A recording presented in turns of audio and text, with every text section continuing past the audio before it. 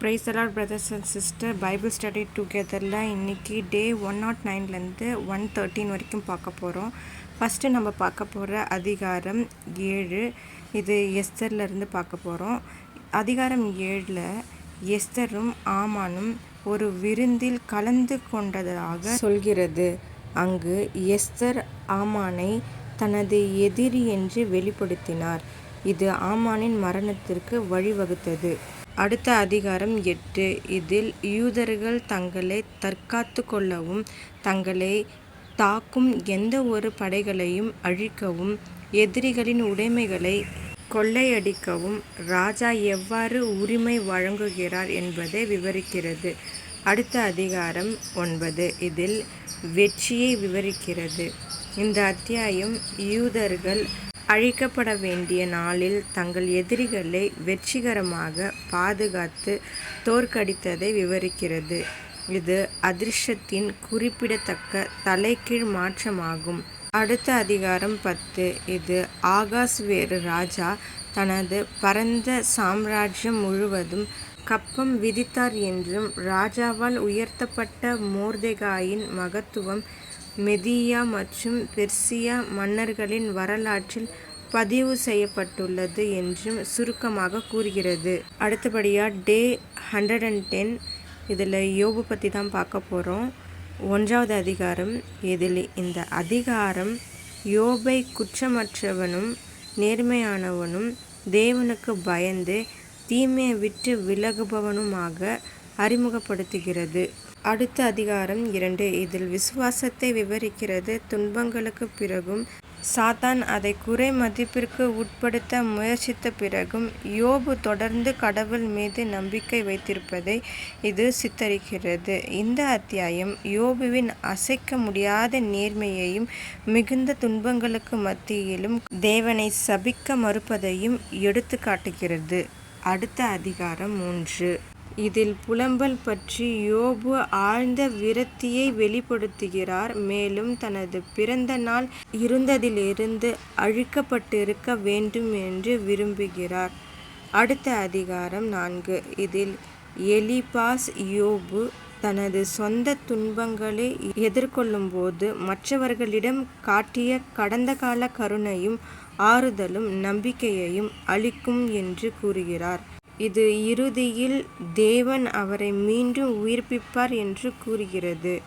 அடுத்ததாக டே 111ல் யோபுல 5th chapter பார்க்க போகிறோம். இதில் எலிபாஸ் தொடர்ந்து யோபிடம் பேசி தேவனின் சிட்சையை ஏற்றுக்கொள்ளவும் துன்பத்திலிருந்து தன்னை குணப்படுத்தவும் மீட்கவும் அவருடைய திறனில் நம்பிக்கை வைக்கவும் அறிவுறுத்துகிறார். அடுத்த அதிகாரம் 6. இதில் துன்பம் அல்லது விரக்தி என்று சுருக்கமாக கூறலாம். இந்த அத்தியாயம் யோபுவின் ஆழ்ந்த வேதனையின் வெளிப்பாடுகளாலும் அவரது துன்பத்தின் வெளிச்சத்தில் கடவுளின் நீதியை கேள்விக்குள்ளாக்குதலாலும் நிறைந்துள்ளது. அவர் தனது நண்பர்களின் ஆலோசனையால் தனது விரக்தியையும் வெளிப்படுத்துகிறார். அது அவருக்கு உதவியற்றதாகவும் சுவையற்றதாகவும் கூட இருக்கிறது. அடுத்த அதிகாரம் 7. இதில் துன்பத்தை பற்றி யோபு தனது ஆழ்ந்த துன்பத்தை வெளிப்படுத்துகிறார். வாழ்க்கையின் நிலையற்ற தன்மையையும் தனது சொந்த துயரத்தையும் புலம்புகிறார். அவர் தேவனிடம் நிவாரணத்துக்காக மன்றாடுகிறார் மற்றும் தேவன் அவருடன் நடந்து கொண்ட விதத்தை கேள்விக்குள்ளாக்குகிறது. அடுத்த அதிகாரம் 8. இதில் யோபு மனம் திரும்பி தேவனை மனதார தேடினால் தேவன் அவரை மீண்டும் அவருடைய சரியான இடத்துக்கு திரும்ப கொண்டு வந்து அவருடைய வாயை சிரிப்பால் நிரப்புவார் என்று பில்தாத் வாதிடுகிறார். தவறான நம்பிக்கையின் ஆபத்துகள் மற்றும் துன்மார்க்கரின் இறுதி விதி குறித்தும் பில்தாத் யோபை எச்சரிக்கிறார். அடுத்தது டே 112 அதிகாரம் 9. இதில் கடவுளின் வழிகளை புரிந்து கொள்ள யோபுவின் போராட்டம், அவருடைய மகத்தான வல்லமையையும் ஞானத்தையும் ஒப்புக்கொள்வது. அதே நேரத்தில் அவர் ஏன் நீதிமான்களையும் துன்மார்க்கரையும் ஒரே மாதிரியாக தண்டிப்பதாக தெரிகிறது என்று கேள்வி எழுப்புவது. இதை பற்றி தான் அடுத்த அதிகாரம் 10. இதில் யோபுவின் விரக்தியை வெளிப்படுத்துகிறார். அவர் தனது துன்பத்தை பற்றி தேவனிடம் புகார் செய்து விளக்கம் கேட்கிறார். யோபு தனது வாழ்க்கை தாங்க முடியாததாக உணருகிறார். மேலும் தான் நிரபராதி என்று உணர்ந்தாலும் தேவன் ஏன் தனக்கு இவ்வளவு வேதனையை அளிக்கிறார் என்பதை புரிந்து கொள்ள முயல்கிறார். அடுத்த அதிகாரம் 11. இதில் யோபு மனம் திரும்பவும் கடவுளின் ஞானத்தை ஒப்புக்கொள்ளவும் கடவுளின் நீதியில் நம்பிக்கை வைக்கவும் யோபு கடவுளின் வார்த்தையை கேட்டால் ஆசீர்வாதங்களையும் சமாதான வாழ்க்கைக்கு திரும்புவதையும் உறுதியளிக்கும் சோப்பார் பற்றி சொல்கிறது. அடுத்த அதிகாரம் 12. இதில் தேவனின் ஞானத்தையும் வல்லமையையும் வலியுறுத்துகிறது. உண்மையான புரிதல் மனித ஞானத்திலிருந்தோ அல்லது அனுபவத்திலிருந்தோ மட்டுமல்ல, அவரிடமிருந்து வருகிறது என்று வாதிடுகிறது. அடுத்தது டே 113. 13வது அதிகாரம் பார்த்துடலாம். இதில் யோபுவின் எதிர்ப்பையும் கடவுளை நேரடியாக பேசுவதற்கான உறுதியையும் தனது நண்பர்களின் ஆலோசனை குறைபாடுடையது என்றும் சர்வ வல்லமை உள்ளவருக்கு முன்பாக தனது வழக்கை வாதிடுவார் என்றும் வாதிடுகிறார்.